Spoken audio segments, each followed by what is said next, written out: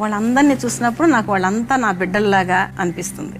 వాళ్ళందరి కష్ట సుఖాలు నేను అనుభవిస్తూ, వాళ్ళందరికీ క్షేమాన్ని కోరుతూ, బ్లెస్ చేస్తూ, వాళ్ళందరినీ దీవిస్తూ ఉంటాను. అవును, నాకు అన్ని తెలుసు, జరిగేదంతా నాకు తెలుసు. కొన్ని నాకు తెలియకుండా జరిగిపోతాయి, నాకు తెలిసి జరుగుతాయి, నేను సంకల్పం తీసుకుంటాను. కొన్ని న్యాచురల్ గా ఆటోమేటిక్ గా జరిగిపోతాయి. అమ్మ భగవాను ఒకటే. భగవంతుడిలో రెండు, ఒక పక్క తల్లిగాను ఒక పక్క తండ్రిగాను ఉంటారు. భగవాను తండ్రిగా వాళ్ళకి అనుగ్రహం ప్రసాదిస్తారు, అమ్మ తల్లిగా వాళ్ళకి కోరికలు అన్ని, వాళ్ళ ఆశలు, వాళ్ళ ఆరోగ్య సమస్యలు అన్ని వాళ్ళకి అమ్మ తీరుస్తూ ఉంటుంది. భగవాన్ వచ్చి వాళ్ళని ఎలా పైకి తీసుకెళ్ళాలి, ఎలా ముక్తి మార్గంలోకి తీసుకెళ్ళాలి అని భగవాన్ ఆలోచిస్తూ ఉంటారు. ఎప్పుడు అదే ధ్యానంలో ఉంటారు. అమ్మ వచ్చి ఈ ధ్యానంలో ఉంటుంది, వాళ్ళ కోరికలు తీర్చే ధ్యానంలో ఉంటుంది.